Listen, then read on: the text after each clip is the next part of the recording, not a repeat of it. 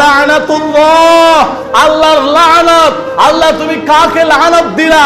আল্লাহ বলে আলাল কাযিবিন, যে আল্লাহ আমি জিহ্বা দিলাম কথা বলার জন্য। অনেক মানুষের জিহ্বা নেই, তাদের মনের ভাব প্রকাশ করতে পারে না, তারা দিনে রাতে চোখের পানি ছেড়ে বলে আল্লাহ অনেক মানুষ কথা বলে, আমার জিহ্বা নাই, আমি কথা বলতে পারি না, আমি বুবা, আল্লাহ আমাকে কথা বলার শক্তি দাও।